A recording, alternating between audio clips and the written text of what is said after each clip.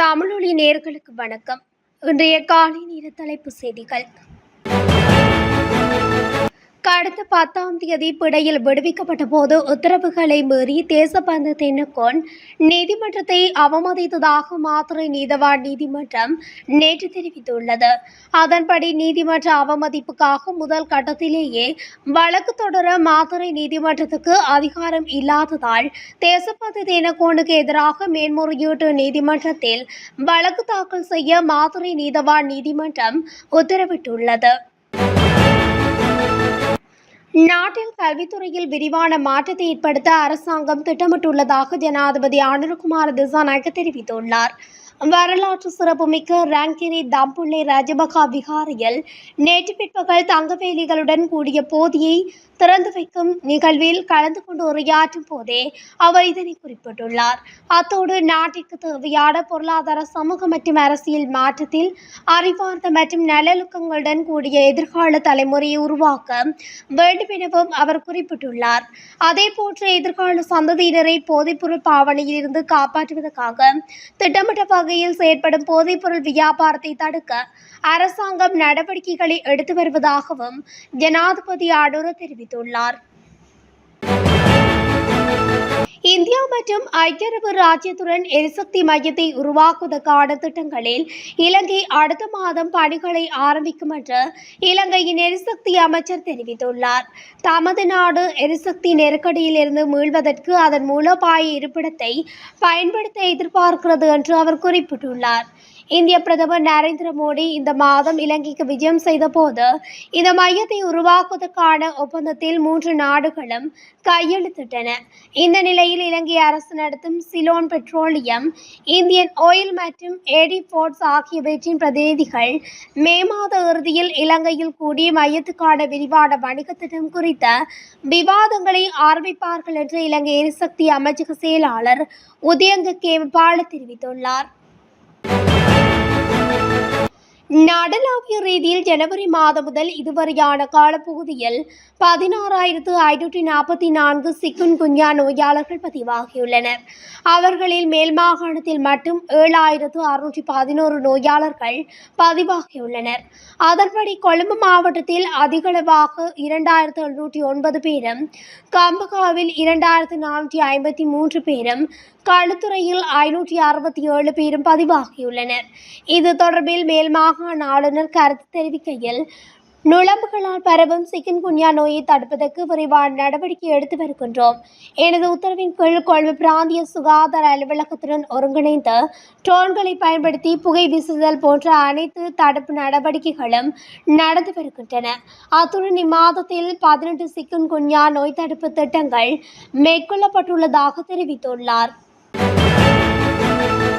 மாத்தறை தெவினுவர பகுதியில் விஷ்ணு ஆலயத்துக்கு அருகிலுள்ள சிங்காகசன வீதியில் 2 நபர்களை சுட்டு கொலை செய்த சம்பவத்துடன் தொடர்புடைய மற்றொரு சந்தேக நபர் கைது செய்யப்பட்டுள்ளார். கந்தர தலல்ல தெற்கு பகுதியில் வசிக்கும் 33 வயது நபரை நேற்று வியாழக்கிழமை மாலை கைது செய்யப்பட்டுள்ளார்.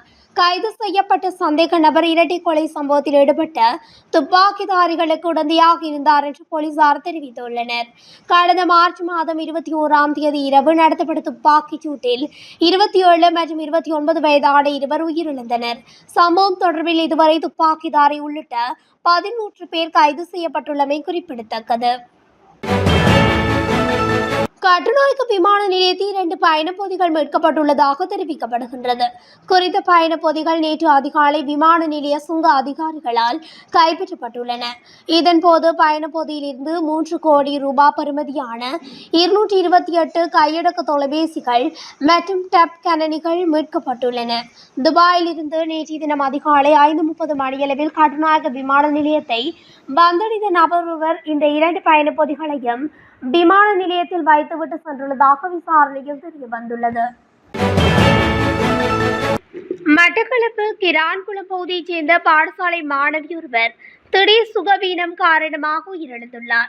16 வயதுடைய குறித்த மாணவி திடீரென பாடசாலையில் மயங்கி விழுந்து காயமடைந்த நிலையில் களுவாஞ்சிக்குடி ஆதார வைத்தியசாலையில் அனுமதிக்கப்பட்டுள்ளார். இந்நிலையில் சிகிச்சை பலனின்றி குறித்த மாணவி உயிரிழந்ததாக தெரிவிக்கப்படுகின்றது. பாணந்துறை களுத்துறை பிரதேசத்தில் தனது மூத்த சகோதரனை தாக்கி கொலை செய்துவிட்டு போலீஸ் நிலையத்தில் தம்பி சரணடைந்துள்ளார். அதற்கமைய சந்தேக நபரான தம்பியை கைது செய்துள்ளதாக பின்வந்த போலீசார் தெரிவித்துள்ளனர்.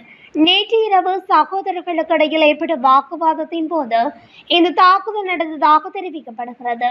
பின்பத்த மேககா விலப்பும் வீதியைச் சேர்ந்த 39 வயதுடையவரை உயிரிழந்துள்ளார். இதுவரை நடத்தப்பட்ட விசாரணைகளில் தம்பி தனது கையால் மூத்த சகோதரனின் தலையில் அடித்ததாகவும் தாக்கப்பட்ட மூத்த சகோதரர் தரையில் விழுந்து தலை மோதியதால் மரணம் ஏற்பட்டதாக தெரிவிக்கப்படுகிறது. போலீசாரிடம் சரணடைந்த பின்னர் கைது செய்யப்பட்ட சந்தேக நபர் பானதுரை நீதவான் நீதிமன்றத்தில் முன்னிலைப்படுத்தப்பட உள்ளார்.